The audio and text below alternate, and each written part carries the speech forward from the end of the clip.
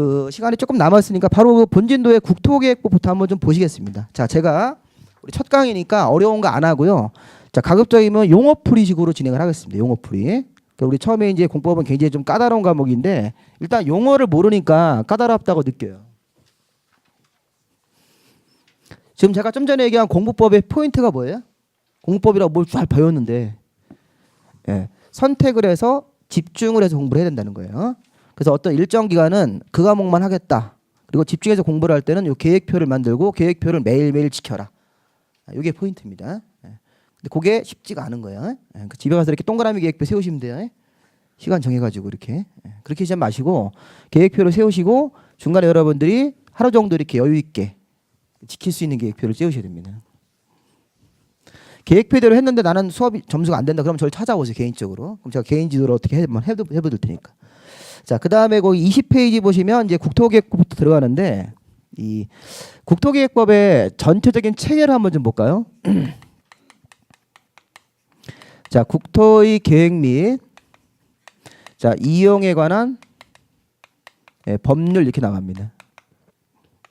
그럼 아까 제가 이 국토계획법은 자, 우리나라 전국토 이 토지에 대해서 토지의 이용을 토지 소유자들이 마음대로 하지 못하게 이용을 이제 제한을 하고 이걸 이제 규제를 하는 겁니다. 이렇게. 그때 이제 뭐 농사 짓고 있거나 또는 뭐 임야를 가지고 있는데 그 임야나 농지를 우리가 이제 개발을 해서 뭐 상가나 아파트를 짓겠다 이게 안 되는 거예요. 법에 따라서. 근데 그게 되는 땅이 있고 안 되는 땅이 있고 이제 그런 걸 주로 배우시는 겁니다.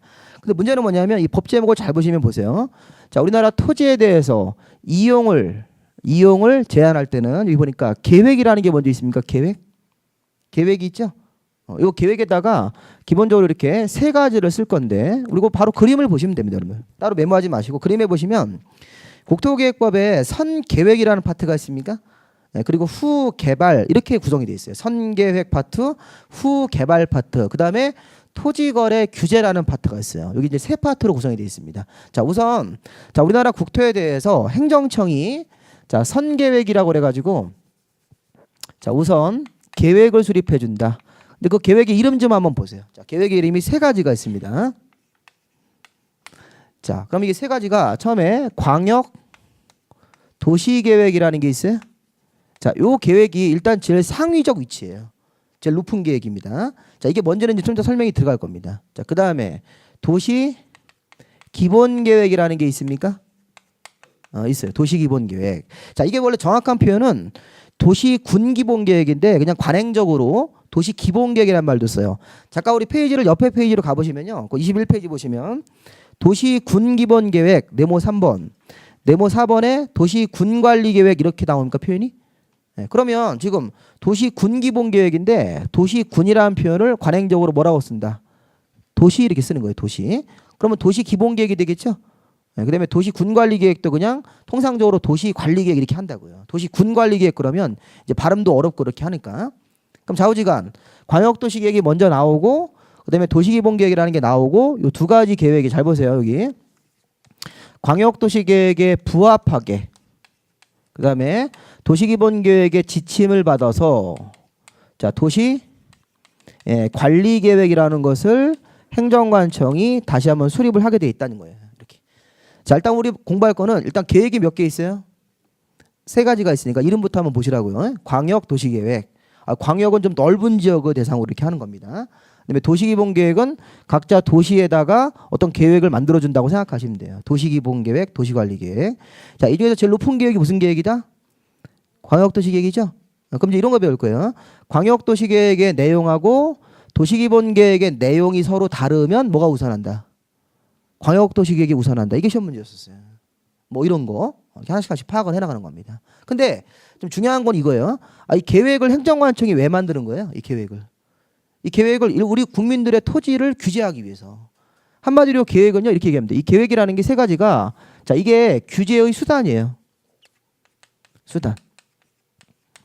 자, 우리가 행정관청이 일반 국민들이 가지고 있는 토지를 함부로 이용하지 못하게 규제할 때는 행정관청이 계획을 만들어주고 이 계획대로만 이용해라 이렇게 강요하는 겁니까? 그렇죠? 다시 한번 행정관청이 계획을 만드는 목적의 이유는 이 계획대로 토지를 뭐 해라? 이용해라 이런 얘기예요. 이 계획을 안 지켜서 이용하면 뭐 하겠다? 예, 처벌하겠다. 이게 계획을 만드는 목적이라고 생각하시면 됩니다. 그래서 계획이라는 것은 우리 눈에 보여요, 안 보여요? 안 보이죠. 계획이 안 보이는 거예요. 그러니까 이게 어려운 거라고요. 공법은 눈에 안 보이는 걸 배우기 때문에 어려운 거라고요. 근데 계획이라는 게 나옵니까? 관청에서? 이 계획을 내가 확인해 볼 수 있을까요?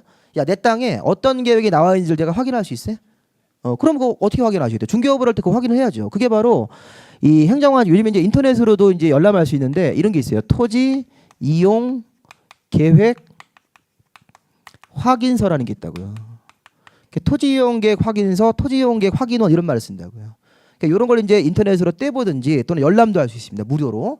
요즘에 이제 정부가 이런 걸 또 무료로 잘 제공을 해주고 있습니다. 이런 걸 떼보면 내가 가지고 있는 토지가 어떤 계획이 나와 있다는 걸 알 수 있습니까? 그 나중에 제가 이제 보여드릴 거예요. 이제 이런 거 한번 보여면서 나중에 공부를 하실 겁니다. 자, 그럼 어쨌든 이 토지 이용 계획 확인서는요, 그 중개사법 책 보시면 거기 들어가 있습니다. 그 뒤에 이렇게 여러 가지 서식 항목이 들어가 있습니다. 이런 거 한번 나중에 확인 한번 해보시라고요.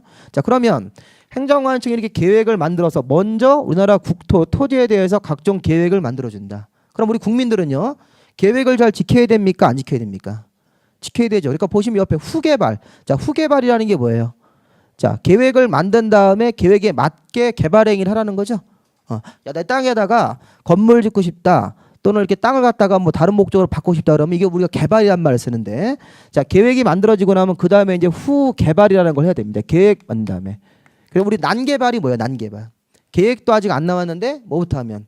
개발부터 하면 그 난개발이라고 욕을 먹는 거라고요. 그래서 우리 행정관청은 일단 어떤 토지에다가 계획을 만들어주고 이 계획에 맞게 토지 이용을 하기 위해서 우리 일반 국민들은 이제 보세요. 자, 우리 일반 사인들, 일반 개인들은 계획이 만들어지고 나서 그다음에 뭐 하셔야 됩니까? 개발 행위를 해야 된다. 근데 보세요. 우리나라 국민들이 이 계획이 어떤 계획인지 잘 알 수 있어요, 없어요? 모르죠. 왜냐하면 무식하니까. 무식하죠. 우리 국민들이요, 어떤 게 무식하다는 거예요? 지금 우리처럼 공법을 배운 사람들이 안 배운 사람들이에요. 안 배운 사람들이죠. 우리가 지금 이 계획을 이제 앞으로 배울 건데 이 계획을 몇 달간 배워도 잘 몰라. 이게 시험에 나오는 건데. 그러면 이거를 계획을 한 번도 안 들어본 사람들은 자기 땅에 어떤 계획이 나오는지 모르지 않습니까? 모르니까 모르면 어떻게 해야 돼요? 내가 어떤 땅에서 개발 행위를 하는데 어떤 계획이 나와 있는지 모르겠다는 거예요. 그럼 어떻게 해야 돼요? 관청으로 찾아가야 됩니까? 찾아가야 되죠. 찾아가서 무슨 허가라는 걸 받아야 됩니까? 거기 보면요, 개발행위 허가라는 게 있어요. 그 개발행위 허가라는 게 뭐예요? 개발행위. 이게 가장 중요한 포인트고. 그 밑에 개발밀도관리구역, 도시계획 시설사업 시행은 나중에 배우셔도 되는 건데 중요한 게 개발행위 허가라는 거예요. 개발행위 허가. 이 개발행위 허가라는 게 뭐예요? 야, 내가 개발행위를 해도 됩니까? 물어보는 거죠. 관청한테 가서, 자, 제가 제 땅인데 제가 이제 건물을 좀 짓겠습니다. 이 개발행위라는 게 대표적으로 건물 건축 같은 거예요. 내가 내 땅에다가 건물을 짓겠습니다. 개발행위를 할 수 있습니까? 이렇게 물어보는 거죠. 그럼 관청이 허가를 내줄 수도 있고 안 내줄 수도 있습니까? 그걸 확인받는 거예요. 그래서 행정관청은 자기가 만든 계획이 있고 그리고 일반인들이, 자, 내가 내 땅에서 개발행위를 할 수 있습니까? 이렇게 물어보는 제도가 이게 개발행위 허가라는 거예요. 그래서 개발행위 허가가 나오면 개발행위를 할 수 있는 겁니까? 근데 개발행위 허가가 안 나올 수도 있어요? 안 나올 수도 있죠. 예를 들어 보세요. 아까 제가 우리나라 땅 중에서는 농림지역이라는 땅이 있어요. 농림지역. 좀 이따 배우실 거예요. 자, 농림지역으로 이렇게 분류가 된 땅이 있다는 거예요. 그럼 농림지역에서는 농사만 져야 되고 임야 상태를 그대로 유지하는 땅이죠. 그 농림지역의 토지 소유자가 농사를 안 짓고 내가 여기다 상가를 건축하겠다고 허가 신청을 내면 허가 나와야 안 나와요? 안 나오겠죠? 우리 좀 다시 한번.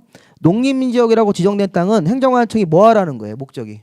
농사 짓는 목적으로 계속 써라. 앞으로 그런 얘기예요. 근데 그런 땅에서 농사 짓기 힘들다고 내가 개발행위 허가 신청을 상가를 건축하겠다. 또는 아파트 같은 거를 건축을 해야지 내가 좀 돈 좀 벌고 싶겠다. 이렇게 건설회사랑 같이 이렇게 공동으로.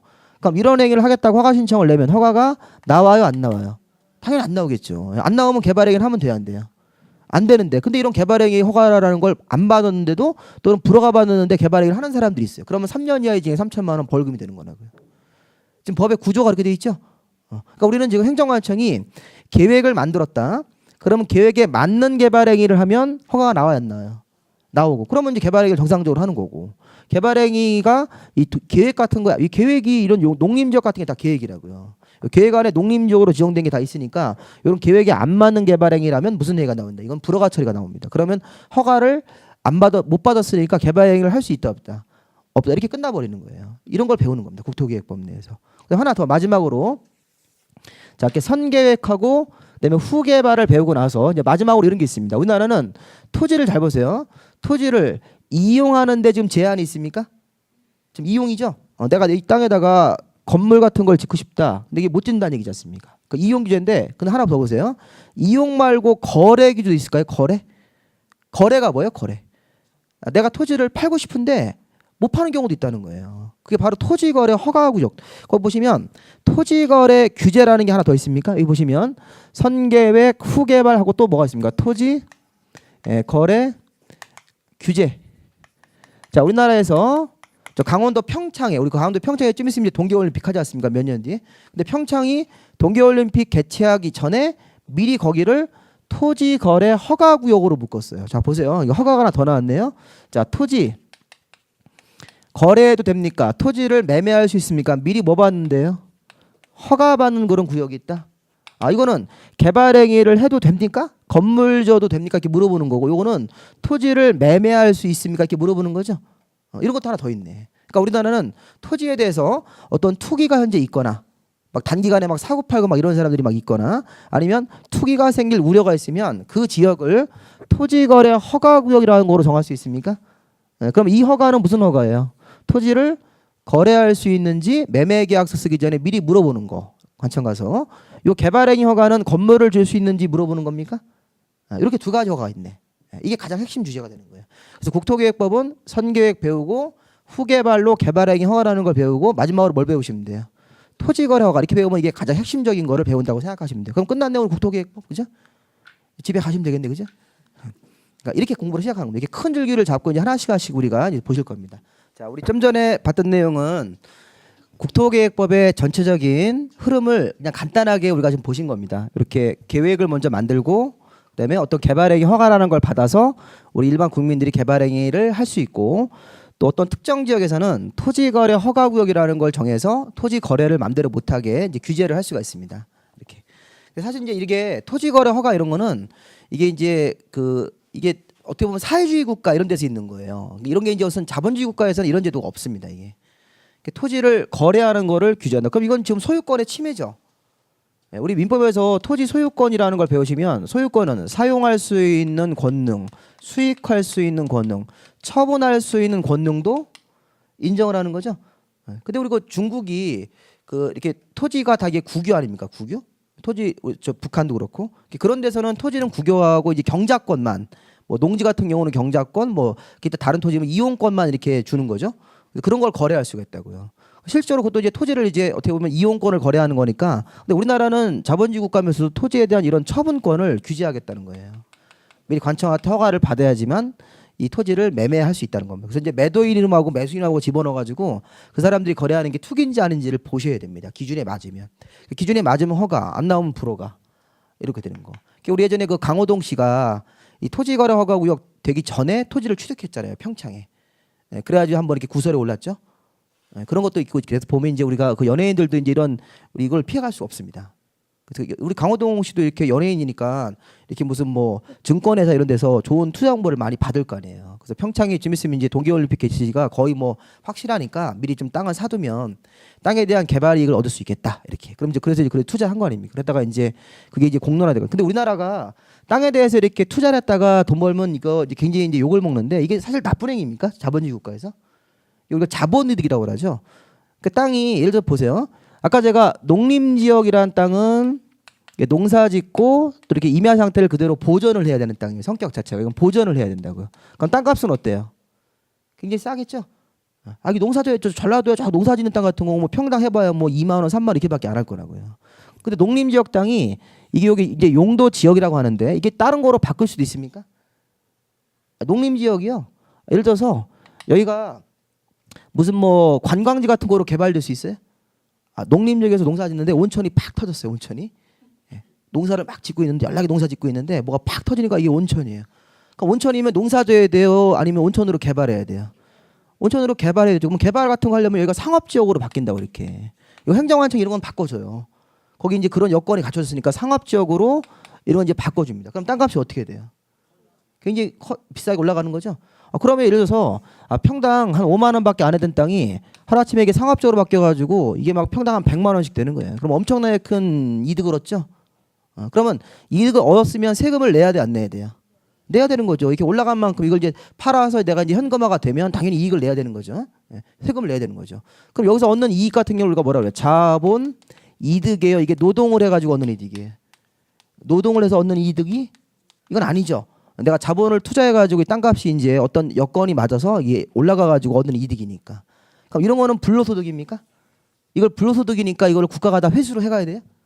그렇게 하면 자본주의 못하는 거죠. 그렇게 하면 저기 38선 2부 올라가서 하시면 돼요. 월북 하셔가지고. 그렇게 하면 그렇게 되는 거예요.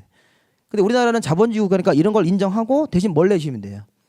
이런 거는 세금도 많이 나온다고. 이거 이제 어떻게 보면 우리 세법에서 이런 이득은 좀 이렇게 노력하지 않은 이익이니까 세금을 많이 부과해서 그래서 이제 개발 이득을 내가 예를 들어서 예를 들어서 개발 이득이 한 5억 됐다.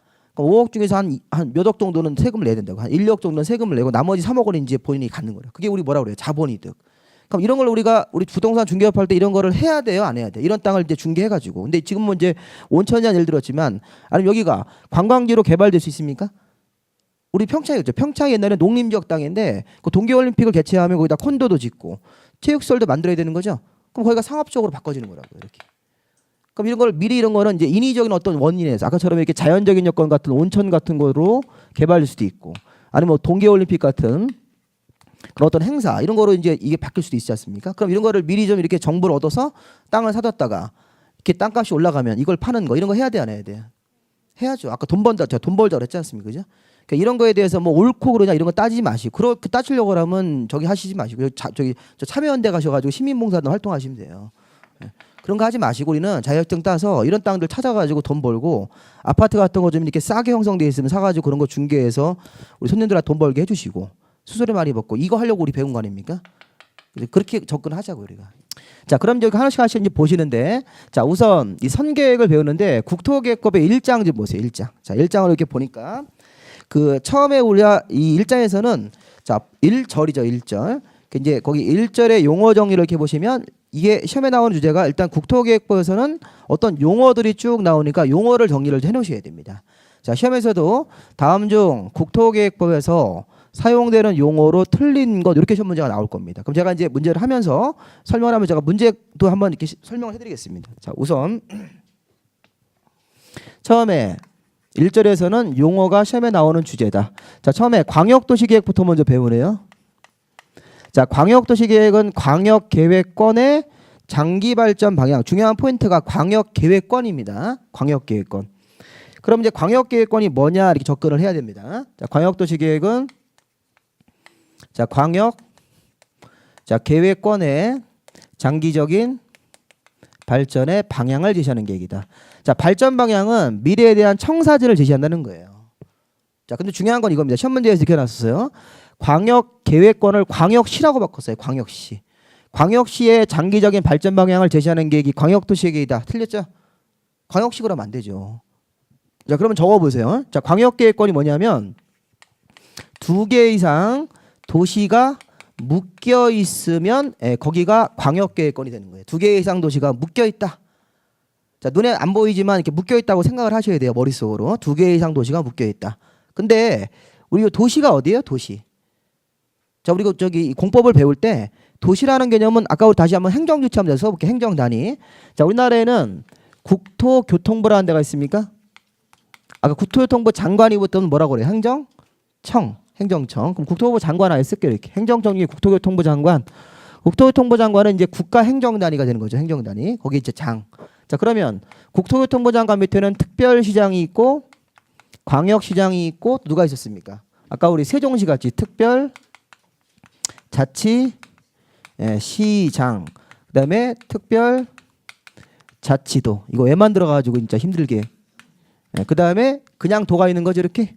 그러니까 특별시장, 광역시장, 특별자치시장, 특별자치도지사, 그다음에 그냥 도지사도 있는 거죠 이렇게. 자, 그다음에 우리 기초지방자치단체로 누가 있었어요? 행정청. 자, 특별시나 광역시에는 자치구의 구청장이 있었고, 그다음에 이렇게 경기도라든가 특별자치시 이런 자치도 이런 데서는 밑에 시, 예, 군이 있죠. 시장, 군수, 구청장. 자, 그럼 이제 보세요. 제가 이제 어떤 일을 하고 싶은 거냐면 여기서 도시가 어디예요? 도시. 자, 서울시는 하나의 도시입니까? 예, 도시고. 자, 광역시도 광역시장 할 때고 광역시도 하나의 도시로 보는 거예요. 자, 특별자치시 할 때 특별자치시도 하나의 도시입니까? 예, 도시고. 특별자치도 제주도 도시예요. 근데 여기 경기도는 도시가 아니에요. 여기 지금 두 개 이상 도시를 묶는다 할 때 이 도시 개념에 경기도 같은 도는 빼셔야 돼요. 그럼 경기도 아래 성남시가 도시고 경기도 아래 요 군이 도시가 되는 겁니다. 그럼 다시 한번 우리 도시는 특별시, 광역시, 자치시, 자치도 하고 이렇게 해서 도는 빼고 요 시군 여기를 우리가 도시라고 부르는 겁니까? 이게 도시가 되는 거예요. 그러니까 국토계획부에서 도시 개념은 특별시, 광역시, 자치시, 자치도, 제주도. 그 다음에 경기도는 도시가 아니에요. 경기도의 그 영역은 도시로 보지 않고 경기도 아래 성남시가 있습니까? 그 성남시를 도시로 보는 거고 그 다음에 경기도 밑에 요 군 단위를 도시로 보는 거예요. 자, 그러면 두 개 이상 도시를 묶으면 거기가 뭐가 되는 겁니까? 광역이 되는 거예요. 광역 계획권 이렇게. 그럼 제가 이제 한번 실제 한번 묶어볼게요. 일단 한번 보세요. 뒤에 또 나올 건데. 자, 우리나라에는 서울시 광역계획권이라는 데가 있어요. 자, 예를 한번 제가 들을게요. 이해가 좀 안 되니까 예. 자, 우리나라에 서울특별시가 이렇게 있습니까? 자, 계략적으로 한번 그려볼게요. 서울특별시. 자, 서울특별시는 하나의 도시다 아니다? 도시다죠? 서울특별시가 하나의 도시라고 여기 도시잖아요, 도시. 근데 서울특별시를 행정단위를 넘어가면 뭐가 나옵니까? 경기, 예, 도가 나오는데 경기도에 자 여기 서울시하고 인접하고 있는 여기 성남시 같은 데가 있습니까? 성남시가 하나의 도시죠. 그 다음에 성남시 위에는 경기도 하남시라는 데가 있어요. 하남시. 자, 하남시 위에 한강 넘어가면 여기 경기도 구리시. 자, 구리 위에는 또 의정부. 자, 의정부 옆에 크게 여기 양주시라는 데가. 제가 양주시에 살아요. 제가 서울시민이 아니라 이 경기도예요. 여기 양주 가보셨어요? 여기 굉장히 시골이죠 여기. 그 여기 지하철 1호선 거기 양주역 가보면 그 내리면 그 옛날에 그 우리 그 영화 살인의 추억 같이 이렇게 양쪽으로 다 논 있고 그 굉장히 무서워요. 아무것도 없어요. 거기 가보면 이제 거름 냄새가 싹 나요. 봄에 되면 착 지하철 내리면 똥 냄새가 싹 납니다. 근데 그런 데가 양주입니다. 그 양주가 좀 이제 개발이 좀 이렇게 좀 이 경기 북부권은요 개발이 좀 더 돼요. 제가 돈 있으면 이 경북 북부권 좀 땅을 좀 사놓겠어요. 의정부는 많이 개발됐는데 이쪽 양주 이런데. 또 여기 고향의 일부 지역 같은 거. 우리 양주 그러면 송추밖에 모르죠. 송추. 놀러 가서 이제 우리 직원들 회식하는데 맨날 가는데 가서 이제 가까우니까 가서. 어쨌든 이런 데가 있고 양주 옆에 고양시. 이게 뭐 지리 공부하는 건 아닙니다. 그 여기 이제 경기도 뭐 부천시 이렇게 해가지고 여기 이제 좀만 뭐 여기 광명 뭐 이런 도시들이 막 있겠죠. 그럼 제가 물어볼게요. 서울시는 경기도의 주변 도시하고 기능을 연계해야 돼, 안 해야 돼? 해야 되죠. 지금 서울시에 강남에 직장이 있는데 집은 어디 있어요? 성남에? 분당에 있죠. 그러면 차로 왔다 갔다 하든 뭐 지하철로 왔다 갔다 간에 교통망 또는 여러 가지 환경 또 아니면 이런 것도 있어요. 서울시에 나오는 쓰레기를 경기도 여기 하남에 갖다 버리는 경우도 있습니까? 그런 경우도 있어요. 그럼 이제 하남에 이제 지원을 해줘야 되겠죠. 경제적으로. 중요한 건 뭐냐면 서울시라는 도시는 주변 도시랑 기능을 연계할 필요가 있으니까 서울하고 주변 도시를 이렇게 묶었어요. 실제 우리나라에 있는 거예요. 리얼로 있는 겁니다. 이게. 도시가 제가 표시를 다 못했지만 한 30여 개가 들어가는 거예요. 자, 서울시는 경기도하고 여기 인천까지 들어가는데 웬만한 도시들은 다 서울시 광역계획권 안에 들어가 있습니까? 네, 그게 광역계획권이에요. 서울시 광역계획 굉장히 넓죠. 그러니까 우리가 머릿속으로 생각해 보자고요. 서울시를 중심으로 경기도에 있는 도시들은 거의 다 들어가 있어요. 여기 위에 뭐 동두천, 이 밑에 평택 다 들어가 있습니다. 자, 이게 서울시 광역계획권이다. 그럼 보세요. 이런 서울시 광역계획권은 도시 하나예요, 여러 개예요? 여기 좀 2개 이상 여러 개 도시가 묶여 있다. 그럼 거기다가 계획 만들어주면 무슨 계획이다? 이게 광역도시 계획이라는 거야. 이런 넓은 지역에 대해서 어떤 방향을 세워주는 계획이 광역도시계획이다. 근데 하나 더 볼게요. 자, 이번에 두 번째가 이런 것도 있습니다. 자, 이건 이제 따로 이제 제가 쓰는 시간을 드릴 건데, 자, 이번에는 청주 청원 광역계획권이라는 데가 있어요. 청주시. 제 고향이 청주시예요. 여기 청원군 이렇게. 자, 여기 청주하고 청원군은 어디 안에 있습니까? 충청북도죠. 잘 모르시면 이게 안 되는데 설명이. 충청북도에 가보면 청주시가 있고 이 청주시를 뺑 둘러싸고 있는 도시가 이게 청원군이에요. 그러면 청주 청원도 서로 이렇게 인접하고 있는 도시니까 기능을 연계하기 위해서 이렇게 묶었어요. 그럼 요거 지금 몇 개 묶었어요, 도시가? 요거는 2개예요, 2개. 지금 2개가 들어가 있죠? 아까는 30개. 이거는 2개. 그럼 얘도 광역계획권 이해 아니에요? 이죠. 2개 이상 도시만 묶이면 되니까 요건이 지금. 그럼 이거는 청주 청원 광역권이라고 부르는 거예요? 아, 이거 실제 있는 거라니까요, 우리나라에.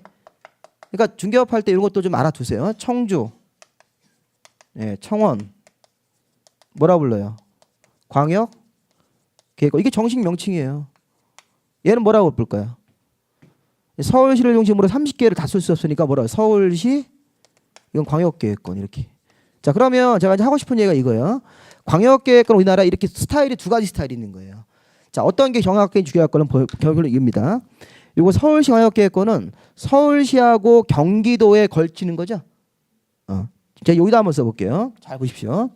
여기 서울시하고 여기 경기도, 여기 끝에 경기도, 서울시하고 경기도 영역을 묶은 겁니까? 네, 경기도 안에 이렇게 도시들이 쭉 있으니까. 그럼 서울시하고 경기도를 묶었을 때는 이 광역계획권을 이렇게 묶는 관청이 누굴까요? 제가 중요한 건 관청이에요, 관청. 국토부 장관이 되는 거예요, 국토부 장관. 자, 지금 보세요. 이거 좀 전문적으로 들어갔습니다. 지금 서울시하고 경기도의 영역을 이렇게 묶었죠? 그럼 다시 한번 제가 행정관청 써볼게요. 아까 우리 제가 약칭으로 이게 국토부 장관이고, 자, 국토부 장관 밑에는 특별시나 광역시, 중간에 이게 자치시 이런 것들을 생략을 하고 도 이렇게 특광도가 있고, 그 다음에 시군구가 있습니다. 그럼 지금 묶은 장소가 서울시하고 경기도가 묶였습니까? 그럼 서울시하고 경기도보다 높은 관청이 누구예요? 국토교통부 장관님이 이 광역계획권을 뭐 해준다? 지정해준다. 이런 말을 할 줄 알아야 된다고요. 들어보세요. 일단 이해를 하시면 되는 거예요. 이건 국토부 장관님이 광역계획권을 지정한다 이런 말 쓸 거예요. 지정한다. 이게 묶어준다. 이게 묶으면 눈에 보여요, 안 보여요? 네, 안 보이죠. 안 보이지만 그렇게 지정됐다고 생각을 해야 된다고. 추상적으로. 자, 그다음 이거는 누가 하는 것이에요? 이거는. 자, 청주하고 청원구는, 자, 보세요. 청주청원은 여기 우리 행정청 행정단 요구 할 때 행정처 할 때 여기 시하고 군이죠. 충청북도 아래 청주시하고 청원군이 있는 거지 않습니까? 그럼 이거는 청주시하고 청원군이면 자기 직속 상관이 도지사고 그 위에 장관님이 있는 거죠. 그럼 이때도 장관님이 할까요? 아니죠. 요렇게 시군이 묶을 때는 이때는 도지사님이 광역계획권을 묶어주는 거예요. 그래서 이게 공법의 가장 중요한 포인트가 나왔는데, 공법에서는 어떤 일을 하는데 그거를 누가 하는 거냐? 주로 누가 해요? 일반 개인이 하는 거예요? 관청이 하는 거예요? 관청, 행정청이 한다고요. 그래서 그 행정청의 이름을 계속 정리를 해나가는 게 공법 공부예요. 그러니까 재미가 없겠죠. 민법은 어떤 개인과 개인 간의 어떤 권리관계를 이렇게 조정을 해준다고요. 그러니까 굉장히 품위가 있죠. 이게 딱 조정을 하는 거니까. 근데 공법은 디립다 뭐 하지 말라는 거예요. 뭐 하지 말아라. 관청이 뭐 한다. 이러니까 이제 공법이 처음엔 재미가 없는데, 그래서 공부하는 과정이 굉장히 힘들지만 또 점수는 잘 나와요. 올해 같은 경우도 점수가 공법에서 다 이게 60점, 70점이 다 나왔어요. 학원에서 모의고사 40점, 50점 맞는 분들이 60점이 넘었고 50점 이상 맞는 분들은 70점 이상 나왔어요, 점수가. 그래서 올해 이제 우리 공법 시험이 좀 쉬웠기 때문에 내년도 쉬울 거예요. 공법 어렵지 않습니다. 왜냐하면 내용이 워낙 어려우니까. 내용이 워낙 어려우니까 문제는 쉽게 낸다고요. 그래서 우리가 좀 층강 있게 공법 과목을 좀 접하시면 좋겠습니다. 공포의 공법 막 이런 말도 하고, 아유 공법 선생님 저 새끼만 보면 아주 지겨워 죽겠다, 아주 쳐다보기 싫다. 이렇게 돼버리면 이제 힘들죠, 과정이. 근데 이제 공부하시다 보면 의외로 점수가 또 잘 나오는 과목이 공법입니다. 그럼 지금 이 경우는 결론은 누가 합니까? 도지사가 광역계획권을 뭐 하는 거예요? 지정하는 사람이고, 이 경우는 누가 하셔야 돼요? 국토부 장관님이. 이렇게. 자, 좀 이따 또 한 번 나올 거니까 제가 일단 이걸 지우겠습니다. 그래서 광역계획권이라는 건 지금 아실 거는요, 2개의 행정도시를 묶으면 뭐다? 그게 광역계획권이에요. 그럼 아까 제가 시험 문제 나왔을 때 이렇게 나왔었어요. 광역도시계획은 광역시의 장기발전 그러면 안 되죠. 광역시는 그냥 하나의 광역시만 얘기하는 거잖아요. 그러니까 당연히 이 부분을 시험 문제에 바꾸는 거라고요. 지금 무슨 문제인지 아셨습니까? 이게 시험 문제예요. 광역계획권을 광역시로 바꿔서 우리 혼동을 시킨 겁니다. 그러면 틀리다. 광역계획권이란 말을 정확하게 써야 된다. 광역계획권은 2개 이상 도시를 묶은 그런 영역이다. 자, 그다음 두 번째. 자, 도시계획이라는 용어. 자, 그 네모 2번은 자, 거기 도시계획이라고 돼 있는데 정확한 표현은 도시군계획이죠. 그냥 군자는 떼고 관행서로 그냥 도시계획 이렇게 하시면 됩니다. 자, 여기서 포인트는 아까 계획이 3개 있었죠? 3개 중에서 이게 중요한 거예요. 자, 도시계획은 자, 특별시, 광역시, 자치시, 자치도, 시, 군 고기를 줄을 쭉 치세요. 자, 아까 제가 도시가 어디였습니까? 도시. 여기 좀 이렇게 요 계획할 때 앞에가 도시네. 도시계획이네요. 도시계획. 그럼 도시가 어디예요? 도시가 아까 좀 전에 제가 이쪽에서 특별시, 광역시, 자치시, 자치도, 그냥 도는 도시 아니에요. 거긴 아니고, 그러니까 요건 빼고 시, 군까지가 도시죠. 그러니까 도시에 대한 계획이니까 아까처럼 광역계획권이라는 말 쓰지 마시고 자 이렇게 도시자로 시작하는 계획은 특별시, 광역시, 자치시, 자치도 이렇게 쓰고 그 다음에 시, 군에 대하여 수립하는 계획입니까? 그러니까 각자 도시 안에서 만드는 계획이다. 특광시군이라는 도시 안에서 자기 도시 안에서 발전 방향, 그게 포인트예요. 특광시 군에 대한 발전 방향 계획이다. 근데 문제는 뭐냐면 얘가 자 무슨 계획과 무슨 계획으로 구분한다. 자 거기가 시험 문제 나왔던 거네요. 자 이 도시 계획은 도시 기본 계획하고 도시 관리 계획 요것으로 구분하는 거죠. 그러면 제가 여기다 한번 써볼게요. 자 다시 이쪽으로 오셔가지고 광역도시계획 밑에 도시기본계획이라는 게 있었고 자 그 밑에 제일 이제 하위 계획으로 도시관리계획이 있는데 자 여기서 파란색으로 도시기본하고 도시관리계획을 이렇게 묶어볼게요. 이렇게 자 묶으면 요 계획 이 도시자로 시작하는 계획 두 가지가 이게 무슨 계획이 됩니까? 이게 도시계획이 되는 거죠. 자 보세요. 시험에서 도시계획은 광역도시계획하고 도시기본계획으로 구분한다. 맞아요, 틀려요? 이거 좀 틀리죠. 이거 도시 기본하고 도시관리 계획으로 구분한다고 그랬으니까. 좀 시험에 어떻게 나왔는지 아시겠습니까? 제가 지금 떠들고 있는 게 기출 문제예요. 거기 지금 보면 도시계획은 특광시군, 그러니까 특별시, 광역시, 자치시, 자치도 시군인데 줄여서 제가 이제 특광시군이라고 부를게요. 특광시군에 대한 발전 방향 계획입니까? 근데 얘가 무슨 계획과 무슨 계획을 구분한다. 도시기본계획과 도시관리계획으로 구분한다니까 이렇게 요 두 가지 계획을 묶으면 무슨 계획이 되는 거예요. 그게 도시계획이라는 용어로 다시 이렇게 쓸 수 있다는 거예요. 이렇게 도시계획 그러면 두 개가 있다는 얘기예요. 도시계획 그러면 두 가지가 있다는 거죠. 이렇게. 근데 이제 이걸 시험 문제에서 광역도시계획과 도시기본계획으로 구분한다 이렇게 문제를 냈다는 거예요. 할 수 있겠죠? 이게 문제를 파악을 해야 된다고. 이렇게 빨리빨리 파악을 해주면 나중에 기출문제 풀 때 이렇게 나왔네. 그러니까 이런 문제가 한 30문제가 나오니까 공부할 수 있어요, 없어요? 있죠. 근데 이제 이게 좀 양이 많아서 이제 공부한 거 까먹고 막 이렇게 하신다고요. 그래서 까먹을 땐 아까 얘기한 MP3 강의. 그 MP3 강의를 이제 한번 쫙 듣는 거예요. 이제 오늘 이제 우리 여러분 이거 체력 관리도 잘 하셔야 돼요. 그래서 이제 공부 본격적으로 들어가시면 하루에 1시간씩 꼭 이렇게 조깅이나 이렇게 그런 걸 하셔야 된다고요. 그래서 적어도 이제 뭐 매일 못 하시더라도 이틀에 한 번씩 운동을 하셔가지고 그렇게 안 하면 나중에 뭐 잔병으로 뭐 감기 걸리고 또 잘못하면 또 공부하시다가 또 이렇게 또 뭐 간이 안 좋아지고 이런 분들 막 계시더라고요. 그러면 시험 못 보죠. 얼굴 허해져가지고 무슨 시험을 봅니까? 그래가지고 떨어진 것도 막 근데 그것도 실력이 없는 거예요. 우리가 공부하는 사람들은 건강 관리도 실력입니까? 그거 실력이 없는 거예요. 공부를 전교에서 막 전국 수학차 막 5등 하나 들어가는데 시험장 가는 날 교통사고 당했어요. 우리 요즘 수능 때 그런 거 있었잖아요. 그 시험 가는 때 차에 쳐가지고선 그것도 어떻게 보면 실력이 없는 거예요. 그 차를 피해야지 왜 안 피했어? 그죠? 이제 미안한 얘기지만 어쨌든 점수라는 게 수험생이라는 게 좀 그런 자세로 공부를 하시면 좋다는 거죠. 자 지금 우리 뭐 배웠어요? 도시 계획까지 배웠죠? 도시 계획은 무슨 계획과 무슨 계획으로 이렇게 구분한다. 이런 거 좀 보시고 그다음에 이제 도시 기본 계획으로 한번 가볼까요? 도시 기본 계획. 자, 그 네모 3번이 도시 기본 계획이라고 돼 있죠? 자 일단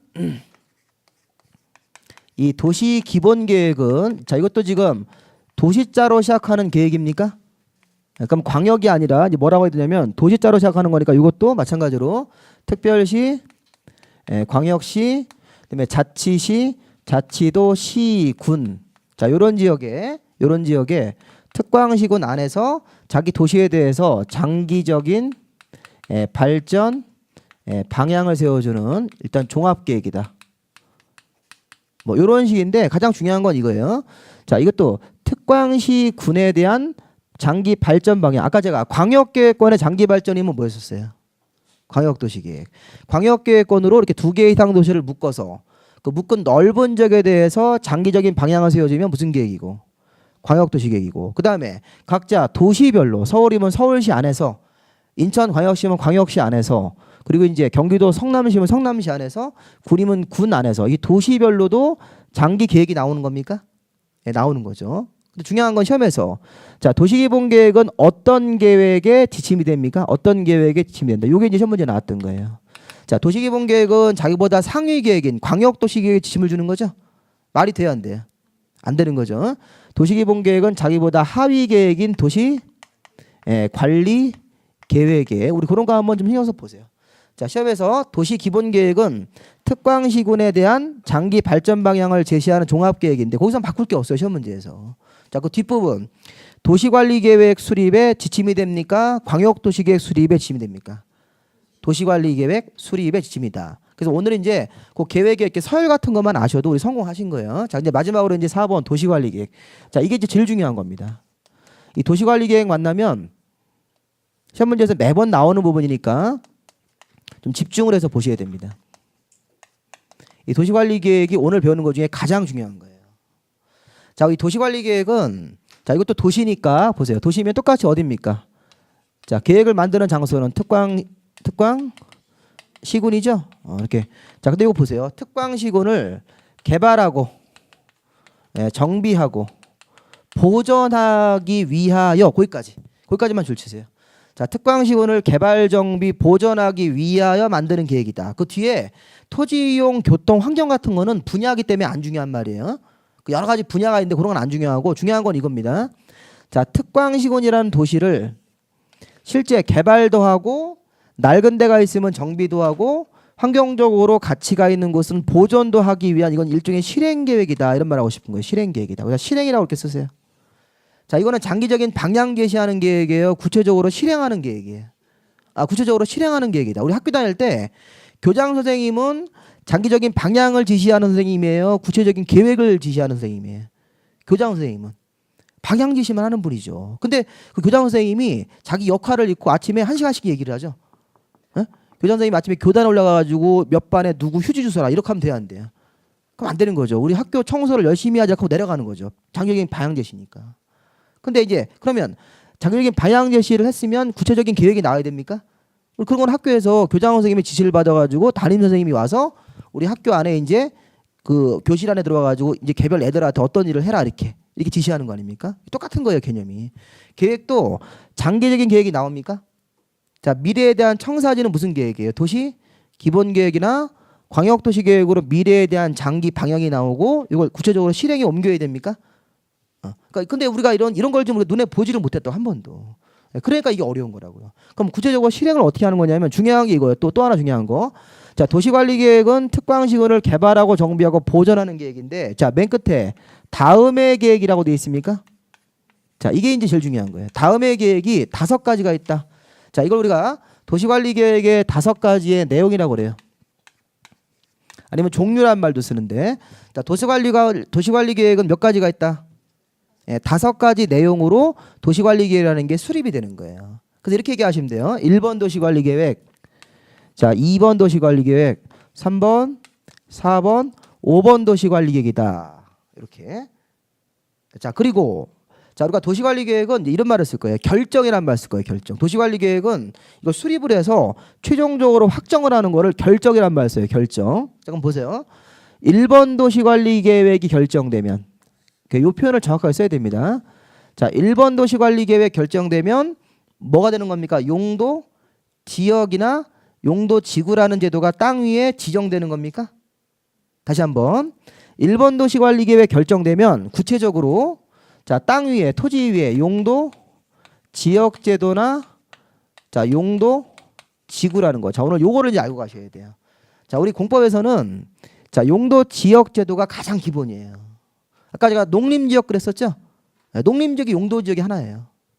이 용도지역이 뭐냐면 우리나라 땅을 보세요. 우리나라 땅을 자, 크게 4종류로 구분하고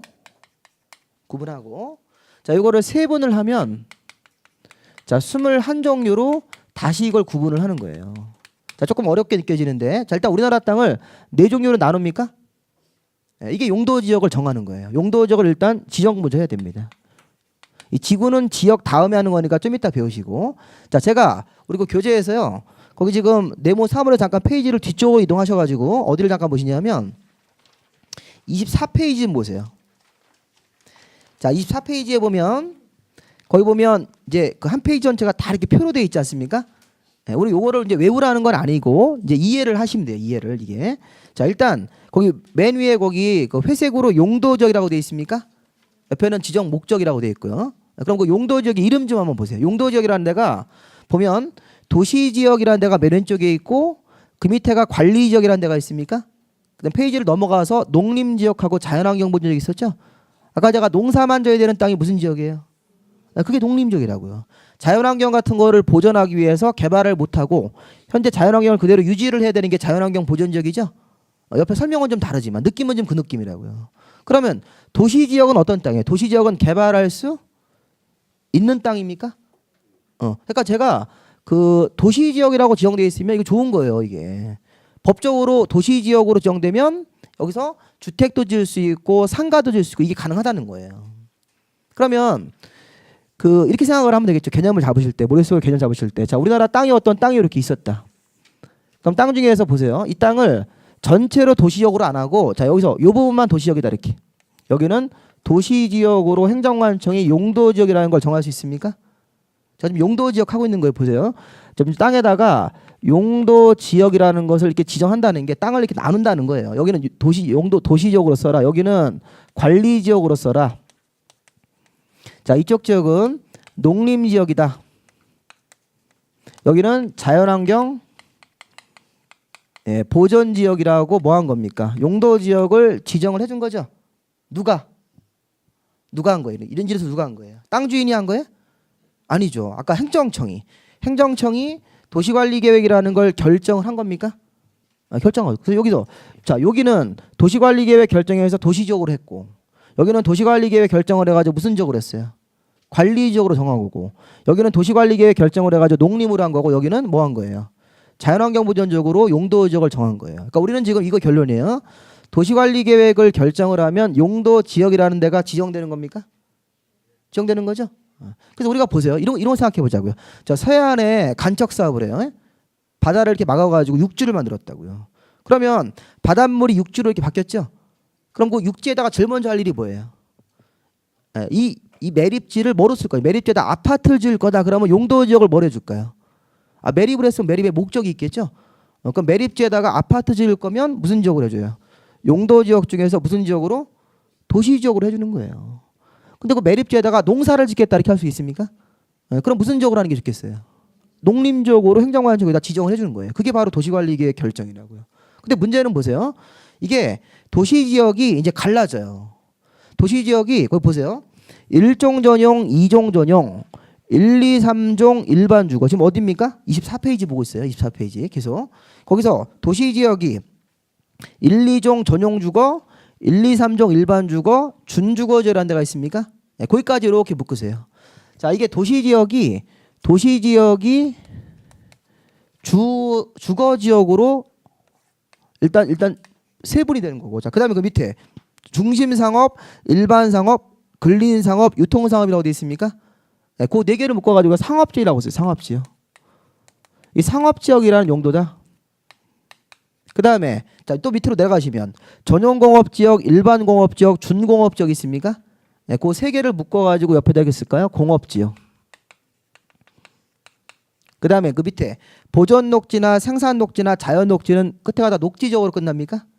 그럼 무슨 지역이에요? 여기는 녹지지역이다 이렇게. 그럼 이 얘기는 뭐냐면 이런 얘기예요. 도시지역도 주로 주택을 주로 지어라 그러면 무슨 지역입니까? 그게 주거지역인데 이 주거지역이 다시 한번 이게 6개로 나눠지는 거예요. 좀 어렵죠? 공부 부담이 확 느껴져요. 그죠? 주거지역이 1, 2종 전용, 1, 2, 3종 일반, 준주거지역으로 나눠집니까? 우리 예전에 시험 문제가 뭐였냐면 준주거지역은 1, 2, 3종으로 세분할 수 있다. 이 기출문제예요. 준주거지역이 1, 2, 3종 있어요 없어요? 준주거는 그냥 준주거지역으로 존재하는 거지 1, 2, 3종으로 나눠지는 거는 일반 주거지역이죠. 자 느낌이 안 오면 이렇게 생각하시면 돼요. 압구정동 현대아파트가 뭘까요? 압구정동 현대아파트가 서 있는 아파트 단지를 서류를 떼 보니까 3종 일반 주거지역이에요. 압구정동 현대아파트가 3종 일반 주거라고요. 그 다음에 저 개포동 있죠? 똑같이 강남구인데 개포동 주공아파트 있습니까? 그거는 2종 일반으로 나와요. 서류를 떼 보니까. 이게 무슨 얘기예요? 3종 일반 주거지역은 이게 압구정동의 현대아파트 같은 거에 대한 용도지역이고 그 다음에 저 강남구의 저 개포동 그 경기여고 그 앞에 있는데 개포동 주공아파트 이거는 2종 일반 주거래요. 그러면 2종 일반 주거하고 3종 일반하고 어디가 더 좋은 거예요? 3종이 더 좋은 거라고요. 왜냐하면 거기 보시면 옆에 이렇게 돼 있잖아요. 2종 일반 주거는 중층주택 중심인데 중층이 18층 이하고 중고층은 18층을 초과해서 지을 수 있다는 거예요. 그러면 땅의 가치가 중층이 좋아요? 중고층이 좋아요? 경제적인 목적상. 중층보다는 중고층이 더 좋은 거죠. 그럼 만약에 이 둘 다 현재 재건축을 하려고 하고 있어요. 여건이 아직 안 되고 있다고요. 그러면 재건축을 했을 때 압구정도 현대는 3종이니까 뭐를 해요? 30층이나 40층이 됩니까? 네, 중고층이니까. 그러면 개포동 주공은 중층주택이죠. 2종 일반이니까. 그러면 거기서 우리가 개포동 주공의 그 주민들이 뭐라 하냐면 종 좀 상해달라. 종상향. 그런 신문기사 보셨어요? 종 좀 상해달라. 종상향. 2종에서 몇 종으로? 3종 일반. 그 종상향이 정확한 표현이 아니죠. 용도 지역을 뭐 해달라고? 바꿔달라고 행정관청한테 민원을 넣는 거예요. 그러니까 개포동 주공도 뭘 해달라고? 3종 일반으로 해달라는 거예요. 근데 그런 걸 용도 지역의 행정관청이 바꿔줍니까? 안 바꿔줍니까? 안 바꿔주겠죠. 왜냐하면 그렇게 되면 큰 경제적인 이득을 얻고 또 개포동 중화아파트 주민들이 또 특혜를 한다 이렇게 또 뉴스에 떠들어요. 그러니까 압구정동이 좋은 거예요. 압구정동 현대아파트는 3종 일반이에요. 나중에 서류 떼보시면 알 수 있어요. 그러니까 보세요. 그럼 결론적으로 이겁니다. 이거 보십시오. 지금 중요한 포인트는 뭐냐면 이게 주거지역이 6개가 있고 자 상업지역 몇 개 있어요? 4개. 그거 이렇게 한번 외워보자고. 상업지역은 그 앞글자를 따면요.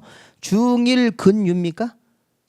네. 그 중심 상업이 도심이나 부도심, 서울의 명동 같은데, 그 다음에 일반적인 상업 기능을 담당하면 좀 이렇게 명동보다는 좀 이렇게 좀 약한 상업지역. 그 다음에 근린지역이면 주택가 근처의 상가지대 이런데, 유통상업이면 이게 시장 같은 데라고요. 농산물 시장 같은데. 그럼 이걸 중일 근유라고 일단 외우시는데 이렇게 해보죠. 중학교 1학년 되면 근육이 생긴다 이렇게. 네. 그렇게 이제 앞글자 외우는 거예요. 그 다음에 전일준. 그러면 그 중학교 1학년 걔들 아버지 이름이 정일준이거든요. 전일준. 이렇게. 공업적은 전일준. 전일준이가 이제 그 중학교 1학년 되면 이제 근육이 많이 생기라고 보약을 해준다고요. 그 보약이 뭐냐면 그게 보약 이름이 보생자예요. 보생자. 지금 무슨 얘기인지 아시겠어요? 예, 중일 근육. 중학교 1학년 되면 근육이 생기게 하기 위해서 예, 전일준이라는 사람이 자기 아들한테 보생자라는 약을 해줬다. 예, 그렇게 외우시는 거예요. 예, 그 다음에 밑에 보생계죠. 자, 관리지역은 보생계인데 그 보생자가 이제 한약인데 비싸니까 그것 때문에 만든 개가 보생계예요. 보생자, 보생계 이렇게 외우시면 된다고요. 지금 앞글자를 따서 좀 외우자는 겁니다. 그러니까 중요한 거는 일단 상업지역은 몇 개입니까? 4개. 공업지역 전일준이니까 몇 개예요? 3개. 그래서 울산에 가보면 그 전용공업적 이런 데가 많다고요. 중화학공업 같은데 환경을 저해하지 않는 공업이면 일반 공업. 자, 이게 올해 시험 문제예요. 자, 환경을 저해하지 않는 공업을 배치하는 데가 준주거지역이다. 올해 시험 문제 이렇게 냈어요. 지금 문제 유형 아시겠습니까? 이게 올해 기출 문제라니까요. 네, 그 다음에 그 준공업 지역은 경공업을 수용하되 주거나 상업을 이렇게 섞어주는 거예요. 공업 지역은 중공업 지역이 좋았습니다. 중공업 지역이 되면 거기다 상가를 섞어줄 수 있기 때문에 이게 의외로 좋아요. 자, 그럼 일단 전일준. 자, 녹지 지역은 뭡니까? 보생. 자, 보존 녹지, 생산 녹지, 자연 녹지 속으로 따라하세요. 네, 겉으로 따라하시긴 창피하니까. 자, 보생자 할 때 여기 녹지 지역이 3개입니까? 여기서 중요한 거 우리 중개업 할 때 자연 녹지가 개발할 수 있다라고 썼어요. 자, 자연 녹지는 개발할 수 있고 보존 녹지나 생산 녹지는 느낌상 개발이 안 되는 녹지예요. 그래서 보존 녹지나 이 보존 녹지 특히 보존 녹지가 보존만 해야 되는 녹지예요. 개발이 전혀 안 됩니다. 자, 생산 녹지도 농업적 생산을 위해서 개발을 유보했습니까? 그러면 서울시에요. 농지 있어요, 없어요? 서울시 농지. 있어요. 서울시도 저 강남 쪽으로 내려가 보면 그 농지 있죠? 서울시 행정구역 안에. 그럼 그게 다 생산 녹지라고요. 그 생산 녹지 개발 못 합니다. 근데 이게 자연 녹지, 중간중간에 자연 녹지가 하나 껴 있어요. 그럼 자연 녹지는 뭘 할 수 있다? 개발할 수 있는 녹지예요. 그래서 자연 녹지가 굉장히 중요한 거예요, 실무에서. 그래서 보존 녹지를 개발할 수 있다고 토지를 중개하면 돼야 안 돼요? 그럼 잘못하면 사기죄가 될 수 있어요. 근데 자연 녹지는 개발이 된다고 얘기할 수 있습니까? 물론 이제 개발도 뭐 무조건 뭐 그러니까 명동처럼 그렇게 개발할 수 있는 건 아니겠죠. 물론 이제 제한적으로 제한이 개발이 되는데 뭐 전원주택 같은 거 이런 거로 가능하다는 거예요. 그리고 자연 녹지 같은 걸 잘 봐야 됩니다. 자, 그다음에 그 우리 서울의 저쪽에 그 저기 그 염창동 이런 데 가 보면 이런 자연 녹지 같은 거 많이 있어요. 서울의 쪽 정릉 쪽 이런 데도 자연 녹지가 있고 그래서 그런 데는 우리 돈 있는 분들이 이렇게 좋은 집을 살고 이런 경향이 있어요. 자연 녹지 같은 거. 자연 녹지를 이제 중개해서 우리 요즘에 이제 그 집도 좋은 거 굉장히 많죠. 우리 그 설계하는 값만 막 3억씩 들어갑니다. 그런 집은 거의 예술 작품입니다. 그래서 이제 우리 그런 데 한번 살아 보셔야죠. 돈 벌어서 그런 데 사실 거 아니에요, 그죠? 일단 기본적으로 돈 벌어도 좋은 옷, 좋은 백 이런 거 사야 되고, 그죠? 좋은 차도 사야 되고 이러려고 지금 공부하고 있는 거야. 그래서 뭐 부동산에 대한 어떤 사회 정의 이런 거 생각하지 마시고. 자, 그 다음에 관리 지역. 자, 근데 그럼 결론이 이거네요. 도시 지역은 주 성격이 어떤 성격이다? 주 성격이 개발 성격으로 분류된 땅이죠. 아니, 도시 지역은 개발하는 땅 아닙니까? 물론 재수없게 도시 지역도 무슨 지역으로 들어가면 보존 녹지나 생산 녹지 들어가면 개발이 안 되지만 그거 아니면 나머지는 다 뭐 할 수 있다는 얘기예요. 주거 지역으로 상업적으로 상가로 개발할 수 있고 그렇게 할 수 있다는 거예요. 기본적인 개념이. 그러니까 정확하게 외우지 못하시더라도 이렇게. 그럼 도시 지역이 보세요. 16개죠. 16개 아닌가요? 그죠? 자, 그다음에 이제 관리 지역 보세요. 관리 지역. 자, 이 관리 지역은 성격이 이겁니다. 보전과 개발이 섞여 있는 땅이에요. 잘 보십시오. 자, 보전과 개발이 이렇게 섞여 있는 땅이 관리 지역이다. 그래서 관리 지역은 아까 얘기했지만 관리 지역이라고 하는 땅은 자, 우리나라 관리 지역이 이제 다시 한번 나눠지는데 이게 보, 생, 계로 나눠집니까? 자, 여기서도 보전 관리, 생산 관리, 계획 관리에서 어디가 개발할 수 있을까요? 자, 계획 관리 지역이죠. 자, 녹지 지역을 그대로 본다는 겁니다. 자, 보전 관리나 생산 관리는 개발을 할 수 있다 없다? 네, 없다 이렇게 마시라고 일단. 그러면 계획 관리 지역은 개발할 수 있는 관리 지역입니까? 네. 근데 우리가 이제 그 몇 년 전에 이렇게 우리가 서울시를 나가서 경기도나 이런 데 가보면 관리 지역에 좋은 땅이 있다. 네? 그래서 관심 있으면 연락해라. 이렇게 전화번호 써 있는 그런 프랭카드 많이 있잖아요. 그 보세요. 관리 지역에 좋은 땅이 있대요. 근데 그거를 계획 관리 지역이라고 안 써놓으면 그건 의심을 해봐야 되는 거죠. 그게 속이려고 하는 거라고요.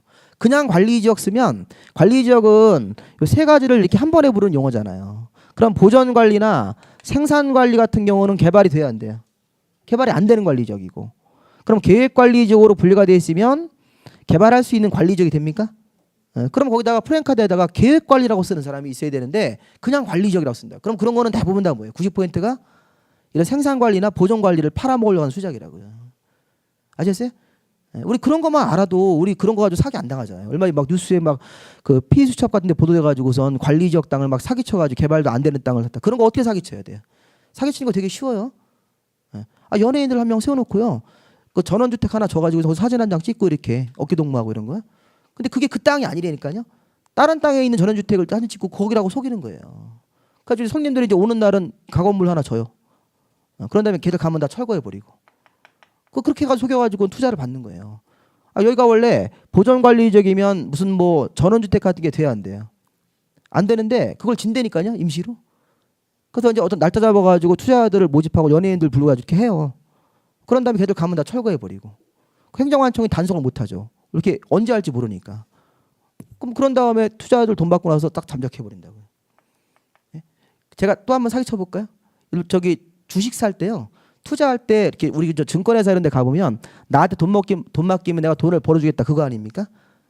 그럼 그거 어떻게 속이는 거냐면 우리 200명의 이렇게 투자자들을 모집해가지고 편지를 보낸대요.